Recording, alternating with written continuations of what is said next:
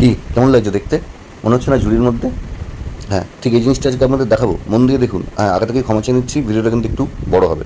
তো প্রথমেই দেখে নিন, মাংস, গাজর, বিনস, ক্যাপসিকাম, বাঁধাকপি, পেঁয়াজ, লঙ্কা, ঠিক আছে? তো এই প্যান গরম করে একটু তেল দিয়ে দিলাম, তার মধ্যে একটু রসুন দিয়ে ভালো করে নাড়িয়ে নিলাম, তারপর মাংসগুলোকে ছেড়ে দিলাম। যেরকমভাবে এর আগে আপনাদের দেখিয়েছি আপনারা সেটা করে নেবেন।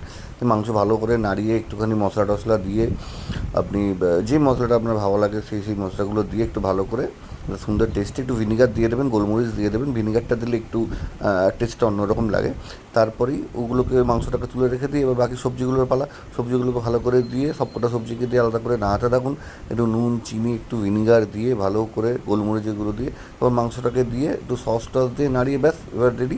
আসল খেলা এবার শুরু। দেখুন, একটা আটা মাখিয়ে নিন।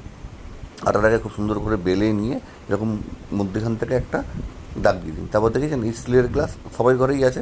এই স্টিলের গ্লাসের পিছনে একটুখানি তেল লাগিয়ে দেখুন যেরকমভাবে আমি মুড়লাম ঠিক সেরকমভাবেই মুড়ে রেডি করে রাখুন। তারপর গায়ে এরকম কাট লাগিয়ে নিন।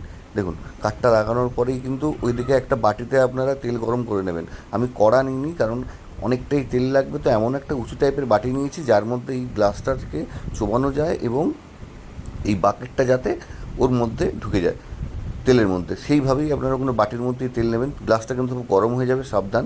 একটু কাপড় নাহলে সাঁড়াশি দিয়ে ঠিক ধরে যখনই দেখবেন এরকম মোটামুটি একটা জায়গায় চলে এসছে, হালকা করে চাকু দিয়ে গ্লাসের সাইডটাকে টিপতে থাকবেন, দেখবেন আপনার এই কাপটা একদম খুলে রেডি হয়ে যাচ্ছে।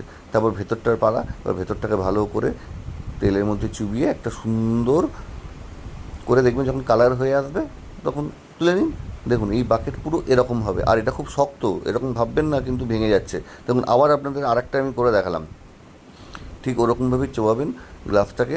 গ্লাসের পিছনে ভালো করে এটাকে এদিক ওদিক করে নাড়িয়ে যখন দেখবেন কালারটা ঠিক চলে আসছে, তেলটাকে একটা মিনিমাম লো হিটে রাখবেন। দিয়ে এরকমভাবেই আস্তে আস্তে আস্তে আস্তে করে করতে থাকুন, দেখবেন অটোমেটিক্যালি আপনার গ্লাস থেকে দেখেছেন ছাড়া শুরু হয়ে গেছে। ব্যাস এবার ভেতরটা করে নিন। ভেতরটা করে এটা কিন্তু আমি এইটাতে কাট দিইনি, কারণ এটা তাড়াহুড়ো ছিল, ছেলে এদিকে অস্থির হয়ে যাচ্ছে খাবে বলে।